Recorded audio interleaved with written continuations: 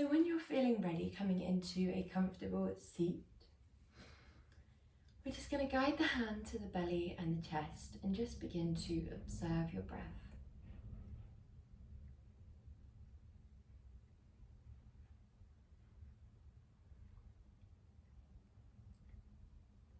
Observe areas of tension in the body.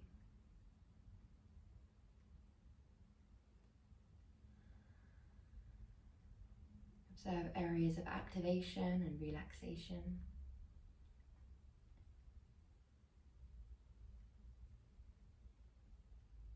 From here, we gently begin to relax down. We soften down the shoulders.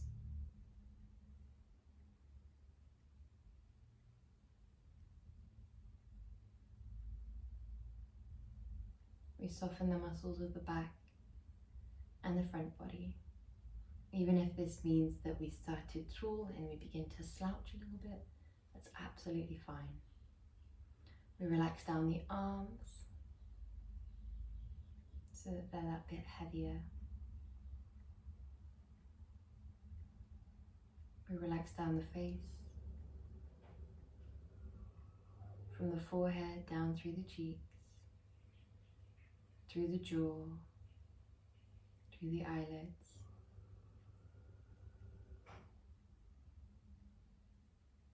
The hips switch off, the glutes relax down and melt, and every muscle from the hips all the way down to the toes becomes soft and heavy. Now observe the breath again, and whether it's changed from the start of our session when we were a bit more engaged through the muscles of the body. We often find that even though we are a little bit more compressed rather than tall, we're a little bit more slouched down, the breath is often that bit more full because we don't have that constriction where the muscles are switched on and the breath is maybe filling the width of the upper body. It can now go deep into the belly, really ballooning the tummy forwards, filling all the way down from the base two corners of your hips, all the way up to the top two corners of your shoulders. From here, we're going to come into our first yin pose. We're going to draw the top leg long, or the left leg long, and just allow that right sole of the foot to press into your inner left thigh. If this feels quite gentle for you, then you could take this base leg, draw it up towards you and hook so that your knee is stacked underneath your ankle and your knee is stacked over your ankle, so you're a nice square. If that feels a little bit too much, then you could think about sliding that foot in so that this front shin is squared off to the front of the room, but this back shin is at a diagonal angle in towards you. Many find that a tiny bit gentler than full square. So wherever we are, we have the option to be upright with the hands just resting in the lap or down by our side, or we have the option to fold over this base leg. So if we were in option 1, it would look like this. In option 2, look like this, and then option 3, like so. So do whatever feels right for you. We allow a softness. We allow a relaxation through every muscle in the body. Make this your own. Don't worry about performing a certain aesthetic of the pose. If you start with the foot really close over towards that right side of the room and you find it slips to the left, that is absolutely fine. When we relax our muscles, we fall into our perfect version of this pose. So as you relax down and melt gently, where you land is absolutely perfect for you today.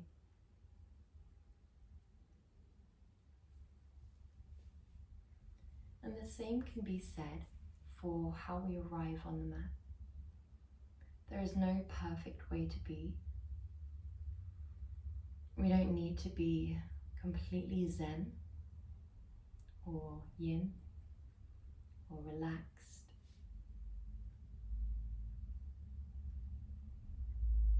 Our thoughts don't have to be happy. They don't have to come with good feeling, good emotions, because we're allowing ourselves to simply accept whatever is in the present. And it's that acceptance that allows us to gradually become a little bit more calm, a little bit more yin,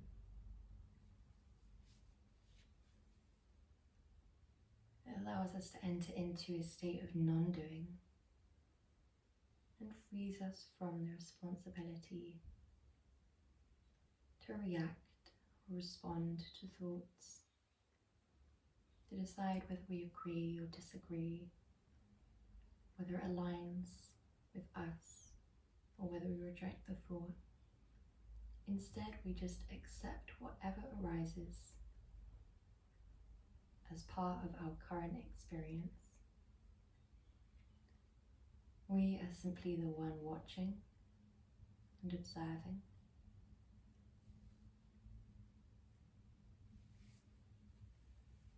In yin, we commit to stillness only for as long as the pose feels right for you. And what feels right in yin can be quite different from any other practice. The sensations can feel intense. They can feel unfamiliar. But we just allow ourselves to ensure that we never feel any pain. We never want a tight pinching, a sharpness to the sensations, but we do allow that deep, intense sensation of stretch, and we allow ourselves just to sit with it and observe.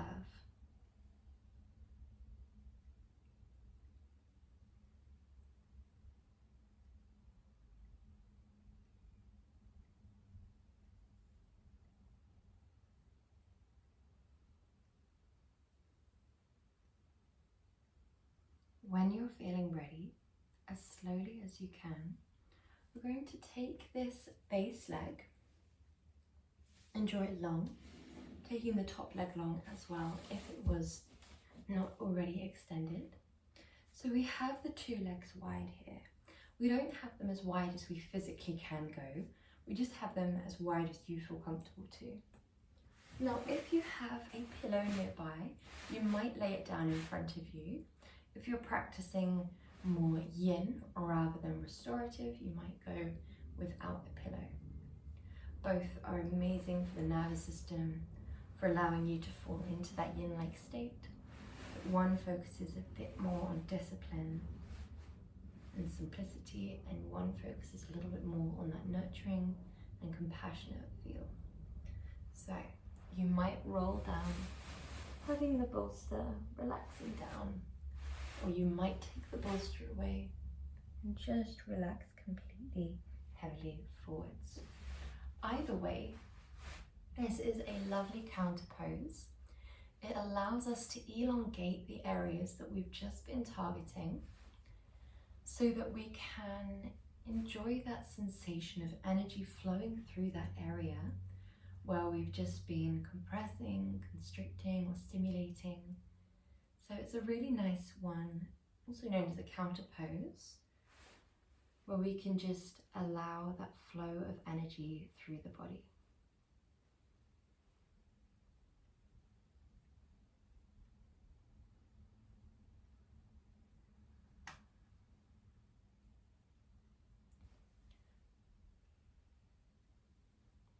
Well done. It's up to you whether you drop the head forwards and down or keep the neck engaged and long. In all of the movements, I tend to keep my head and neck a little bit engaged and lengthened, due to spending a lot of time looking down, say at a computer or a phone, these muscles can become overstretched. So it can be nice just to keep them a little bit more engaged to stop them stretching more. But if we don't have that, then it can be a really nice way to release tension from that neck and shoulder area. In our counter poses, just the same as in the poses themselves, we want that complete switching off through the muscles. We're here for around 3 more breaths. We don't need as long in the counter poses, but if you ever feel as though you'd like longer in either a pose or a counter pose, or shorter in a pose or counter pose, then make it your own, spend as long as you need. If not, we're going to scoot the bolster up and away. We're going to take our our left leg, and bend it in until the sole of the foot is gently pressing into your inner right thigh. So you might stay here with your forward fold position, or you might take this extended leg and hook it up into full square, or maybe we take it a little bit closer towards our body to make it a bit more gentle. Whatever you feel most comfortable with is where we stay. We can begin to fold forwards, or we can stay more upright. Do what feels right for your body. There is no right or wrong. If it doesn't feel that intense in option 1, then you can hinge further forwards to target more through the back of the leg and through the outer hip.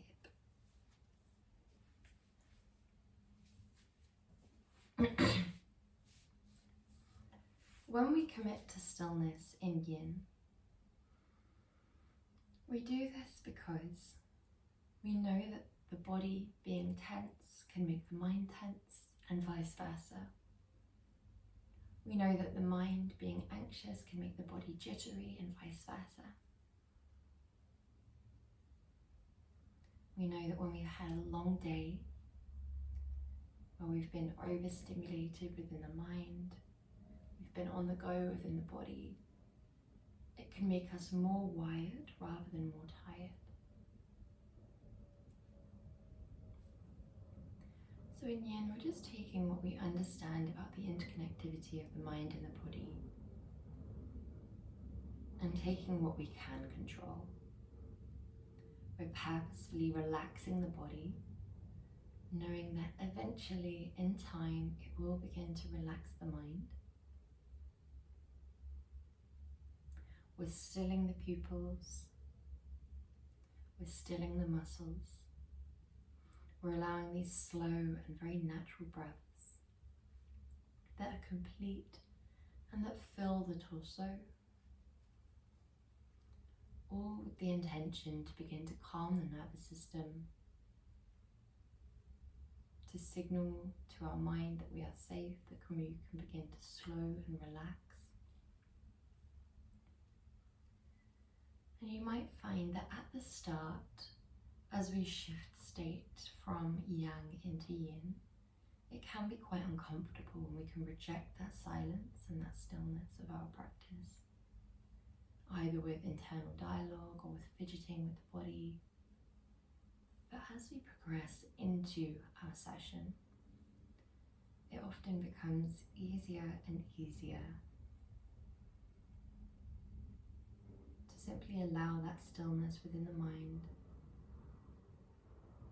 to shift into that yin-like essence within each part of ourselves.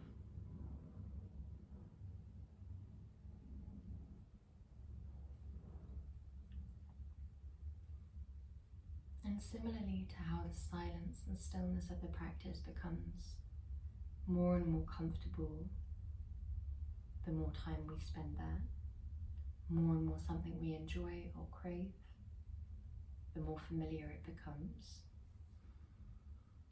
The same can be said for the poses themselves.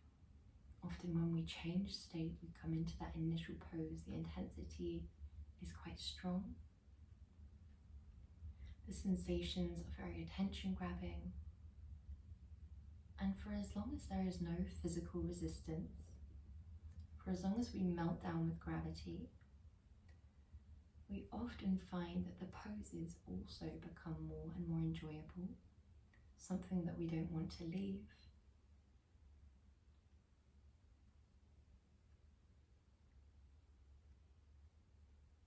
Well done. We're here for 3 more breaths.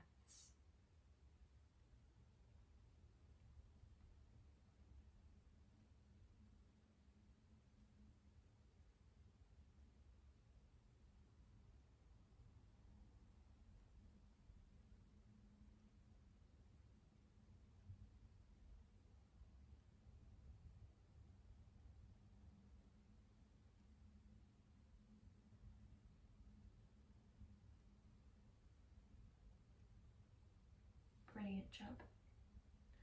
When you're feeling ready, we're going to come back into a counter pose, but this time the legs are out straight for caterpillar.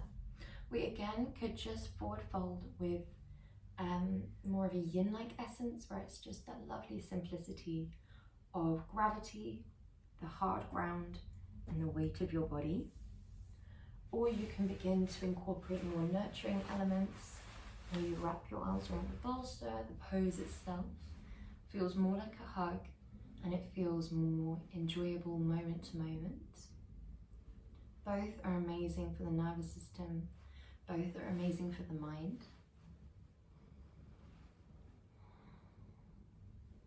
We always want the sensations that we feel in a yin practice to be around a 7 out of 10. The sensations are enough to keep you present, where our awareness can settle on the sensations without wandering off. But we never want the sensations to be so intense that all we can think about is when the pose will be over.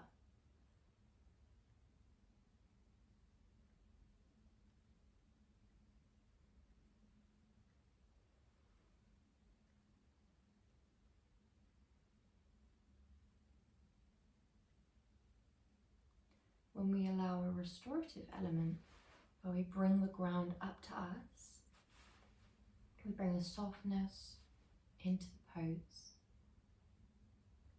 then the sensations can vary between maybe a 5 out of 10 and a 7 out of 10. You make it your own depending on what you need in that moment. For as long as we are still, surrendering down with gravity, soft within the muscles, still within the muscles, slow within the breath, then we often find that the sensations begin to go down the scale anyway, feeling more and more gentle the heavier we sink into it. When you're feeling ready, as slowly as we can, we make our way up. And we draw our bolster long, and again, if we don't have them, we can use a pillow or a blanket, or we can go without. It will just be a little bit more intense without the bolster. So we're going to draw the knees wide, and the bolster is lengthways, or pillow is lengthways. When we're feeling ready, we're going to lower ourselves down onto it, like so. So this is option 1, really quite gentle, very, very nice for opening the hips. However, if you'd like to take it a step further, a little bit more intense, then we move the bolster forwards and we allow the knees to go a little bit wider, like so. If this feels okay, then we might take the shins and draw them parallel to the outside of the room and relax down here. If this feels far too intense, return back to your down face hero. As you relax heavier into this pose, you'll find that there will be an initial intensity in the hips. there might be an initial resistance. So just remembering to switch off, to take away that resistance out of the pose. And from there, the sensations will begin to melt down.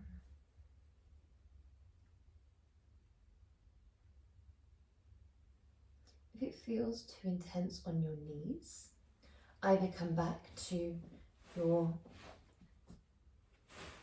hero pose, or you can grab a blanket to place underneath your knees.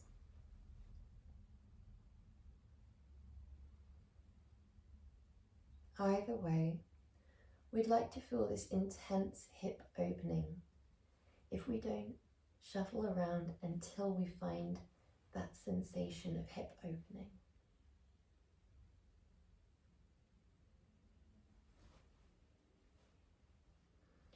This is a lovely one for targeting the parasympathetic nervous system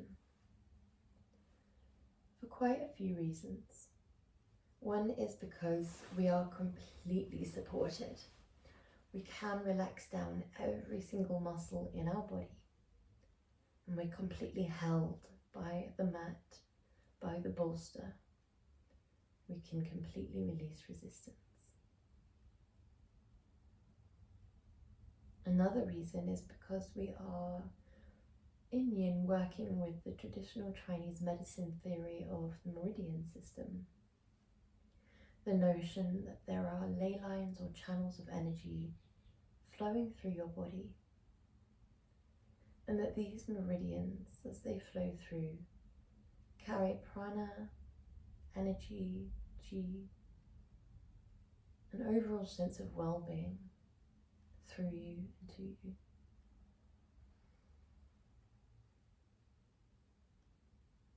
It's thought that each meridian relates to a different emotion and a different internal organ. And here we're tapping into the stomach and spleen meridians through the inner groin, inner hips, inner thighs, which are closely related to the rest and digest system, also known as a parasympathetic nervous system. This allows us to come into more of a restful state,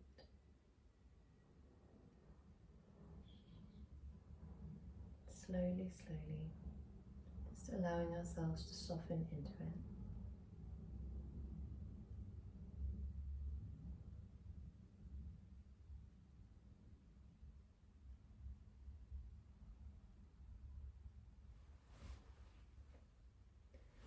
When you're feeling ready, as slowly as you can, we lift ourselves up.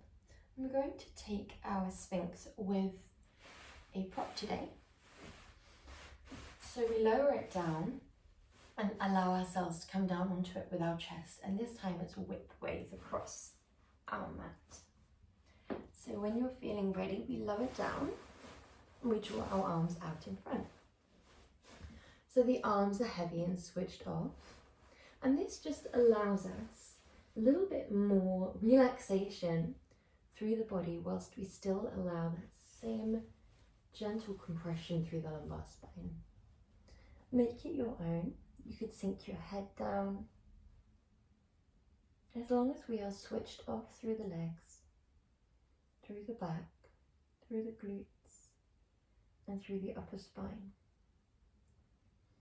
Sphinx can often be a difficult position because the breath, which fills the tummy, can gently move us up and down, which makes the sensation or the intensity ebb and flow with each and every breath cycle. So this just lifts the tummy off the floor that bit more, which allows us to breathe freely. We can breathe a bit more into the width of the body.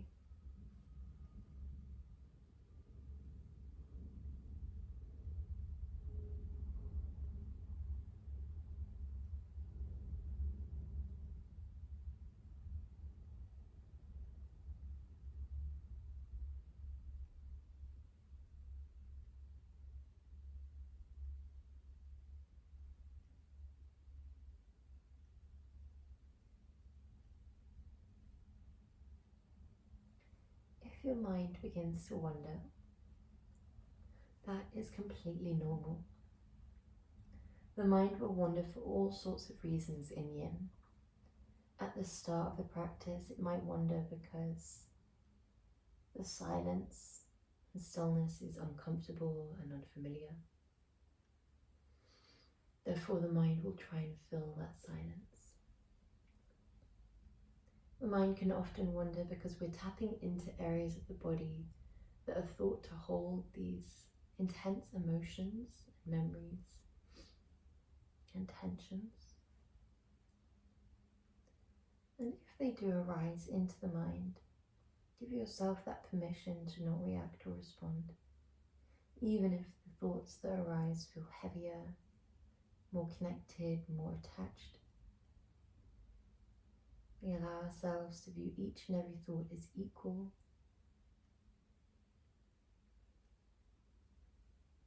equal in weight, equal in importance, simply something that we are experiencing.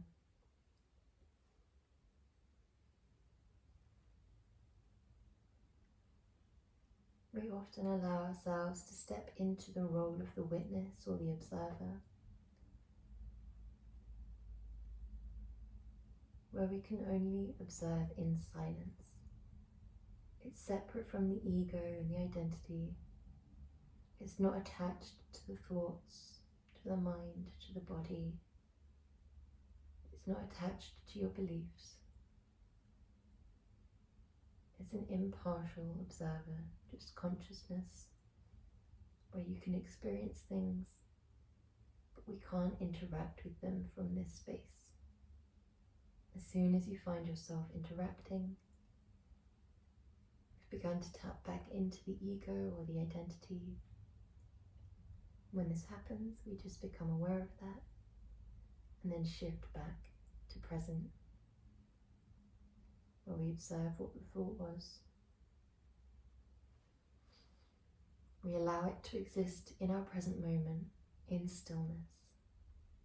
We don't push it away and reject it. We don't pull it in for further conversation.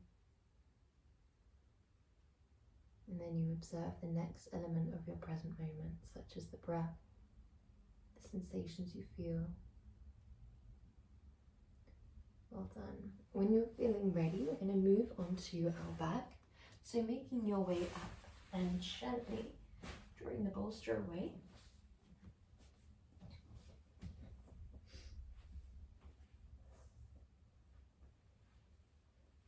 From here, just to allow a little counterpose for the lumbar spine, draw your feet wide and your knees together.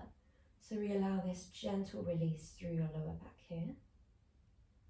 The arms can fall wherever feels right for you, so it could be on your body, it could be down by your side.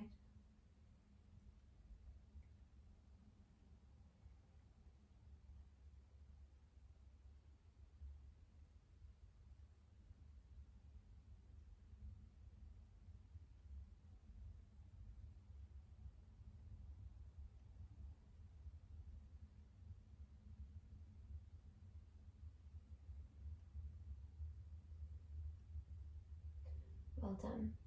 When you're feeling ready, we're coming into our next pose. So for this pose, it's our reverse supine shoelace. So we're going to draw your right leg over the top of the left, so it comes closer towards you and over. We then bend that right leg and hug it in. If you feel comfortable too, we're going to also bend that left leg and take hold of the left foot in the right hand. Now, this might already feel far too intense. If it does, draw your bolster down to the base of your mat, place that left foot on the bolster and just hug your right leg up and over with your left hand. If it does feel comfortable to take that base leg into your right hand, then we do. The knees are roughly in line with one another. The legs are completely switched off and the arms are as heavy as they could be whilst still holding the legs in place. From here we switch off and become heavy.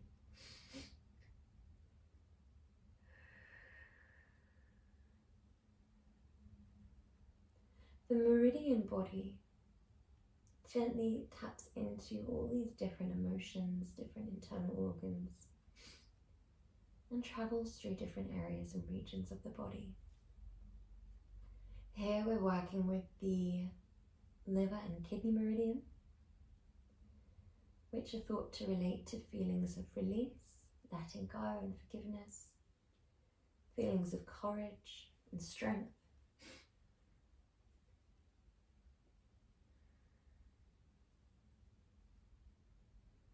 It's thought that when the face is shining down and closed off, that the mind can wander a little bit slower, more to a place of reflexivity. And when the face is shining up and we're a bit more open, that the mind can wander a bit faster, a bit more outwards. Whether you believe this or not, we just pay attention to the mind, to the pace. We notice our own patterns, about our own habits, habitual thoughts, habitual ways that the brain may wander, where it may wander to, what it might come attached with, a shift in energy, a shift in mood or thought. You might notice that as the practice has progressed, and as we've moved more from that yang-like energy into a yin-like energy, it can become easier to observe from that place of stillness. It can become a little bit more natural to step into the role of the witness, where we just allow thoughts to drift in, free from judgment, free from meaning. They become a part of our present moment experience, the same way a breath would, the same way a sensation would, because we're not interacting with them.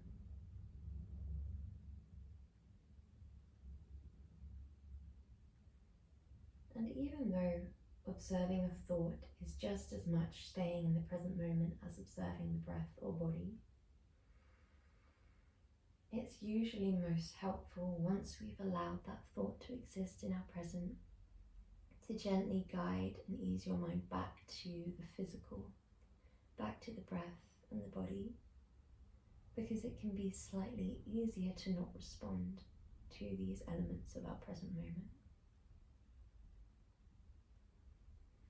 It can be quite challenging to observe a thought, especially if it's one that has arisen because we held it within our body and we're releasing it. Then it can be hard to not react, respond, adopt it as our own, or reject it. When you're ready, we're going to swap onto the other side. So we either take the opposite leg up and over, taking them both into the opposite hand, or you plant down your right foot. This means that you still get that nice intense sensation through the outer left hip, but it's a gentler approach overall and for that right leg. Wherever you are, we find our heaviness, we switch off.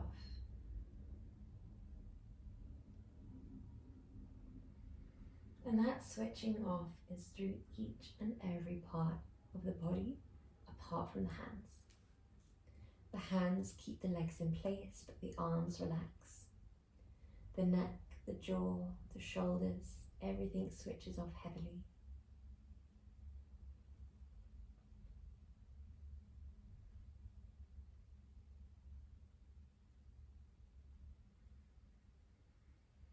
We allow the breath to be full and deep.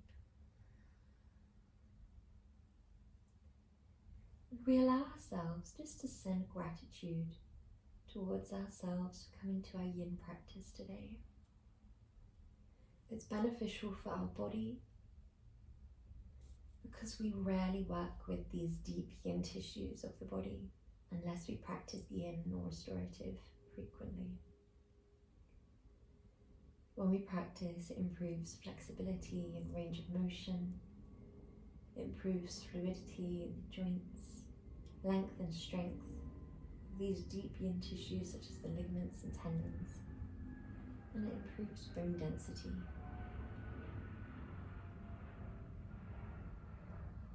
It helps calm the nervous system. It helps encourage that flow of prana through the meridian system, allowing an overall sense of well-being, along with balance to the emotional body.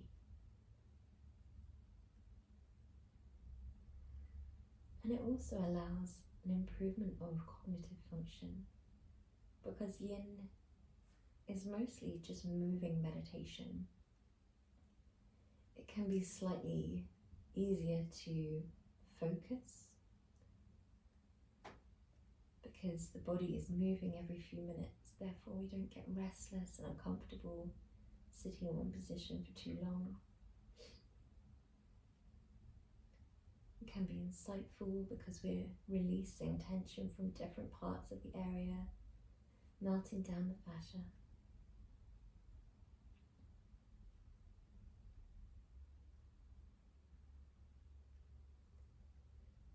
We're moving the body in a way that it likes to be moved. And when you can focus and get into that meditative state, it helps improve areas of the brain relating to emotional regulation, focus, memory. And when we can't get in the zone, but we continually try, we continually find ourselves in deep conversation, and without judgment and full of compassion, we allow ourselves to be guided back to present time and time and time again.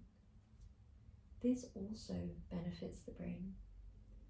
It helps strengthen that habit of simply observing when our mind has wandered and gently guiding it back,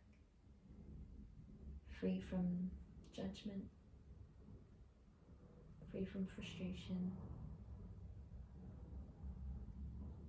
Well done. When you're ready, we're going to drop the legs.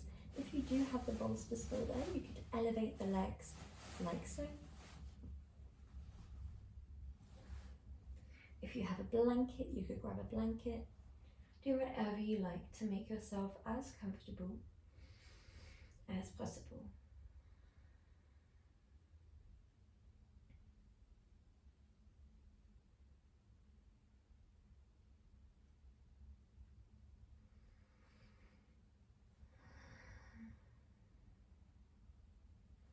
Relax down your eyes and your jaw. Allow everything to become soft and heavy.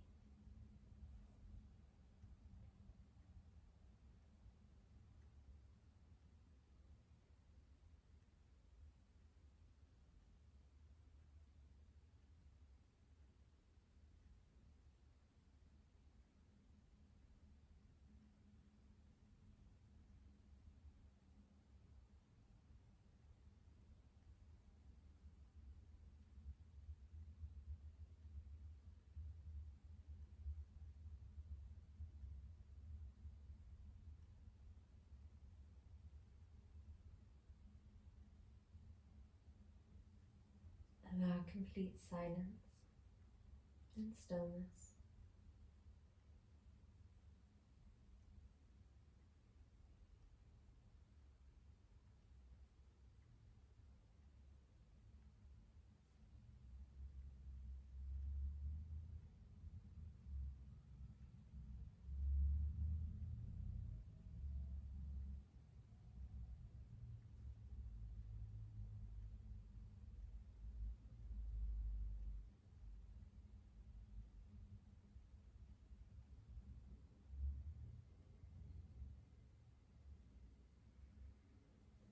Feel free to stay here for as long as you need, but if you are ready to make your way into the day, then we gently bend the legs and roll onto one side.